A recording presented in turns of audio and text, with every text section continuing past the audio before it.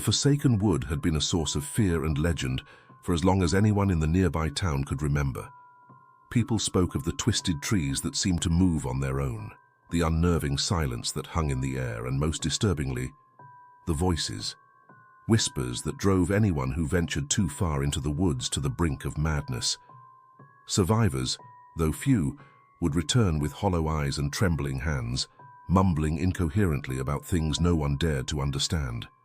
Despite the warnings and the tales of madness, there were always those who felt the pull of the unknown.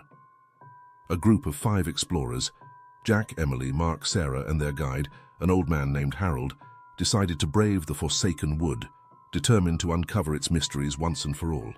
Armed with cameras, recording equipment, and a steely resolve, they set out on a foggy autumn morning, the mist clinging to their clothes as they crossed the boundary into the forest. The first few hours were uneventful, almost disappointingly so. The forest was dense, the trees gnarled and ancient, their branches entwined like skeletal fingers. But there was no sign of the malevolent force they had been warned about. The group's spirits remained high, with Mark cracking jokes and Sarah snapping pictures of the eerie yet beautiful surroundings.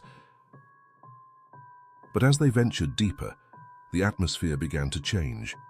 The air grew heavier, and a strange stillness settled over the forest. Even the birds, which had chirped incessantly when they first entered, had gone silent. The trees seemed to close in around them, their branches now twisted in unnatural angles, casting long, sinister shadows on the forest floor. It was Emily who first heard the whispers. At first, she thought it was one of the others, but when she turned to ask, she saw that they were all focused on the path ahead. The whispers were faint, barely audible, but they were there, just at the edge of her perception. She shook her head, trying to clear her mind, but the whispers only grew louder. "What did you say?" she asked, her voice shaky.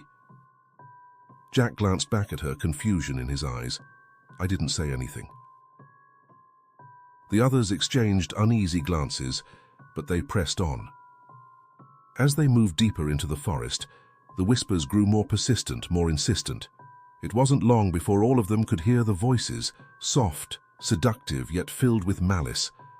The words were indistinct, but they carried a weight that was impossible to ignore.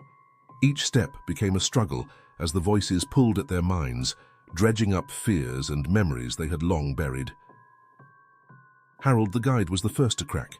He dropped his pack and clutched his head, his eyes wide with terror. "They're in my head! They're in my head!" he screamed before bolting into the trees, disappearing into the mist.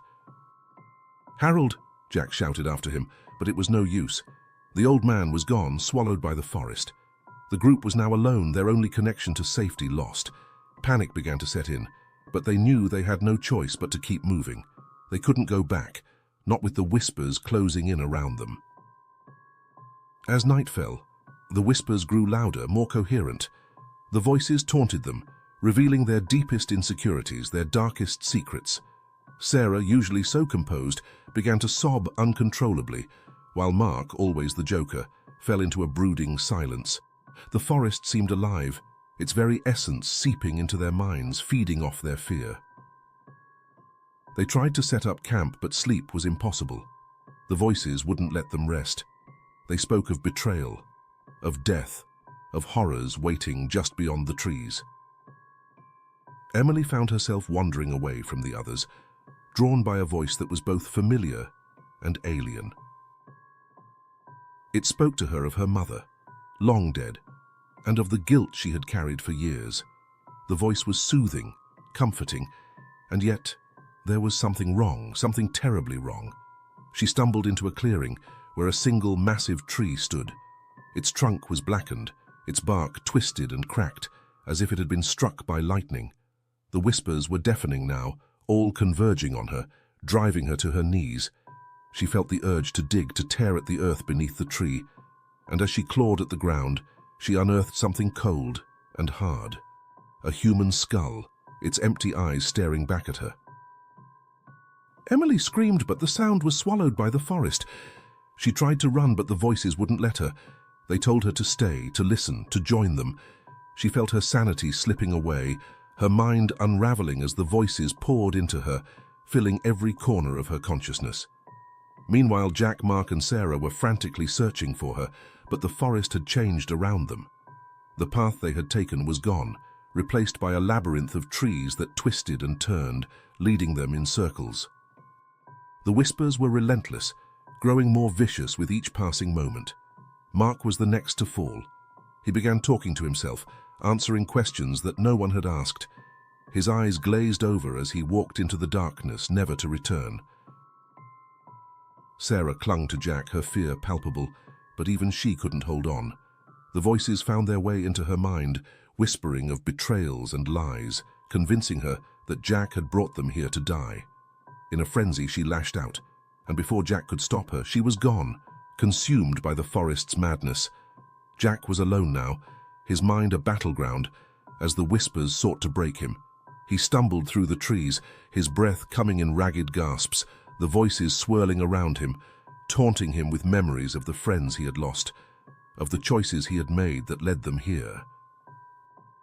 Finally, he reached the clearing where Emily had fallen. He saw her lying there, her hands still clutching the skull, her eyes vacant and lifeless. The sight broke him and he collapsed beside her, his will shattered. The voices closed in, and as the last vestiges of his sanity slipped away, he heard one final whisper, a promise of eternal rest if he would just surrender, just let go. The next morning, the forest was silent once more. The sun filtered through the trees, casting dappled light on the fallen leaves. There was no sign of the explorers, no trace of their presence. The forsaken wood had claimed them, as it had so many before, leaving only the whispers behind, waiting for the next souls foolish enough to enter its domain. And in the nearby town, the legends grew, as the whispers of the forsaken wood continued to drive those who dared to enter to madness and despair.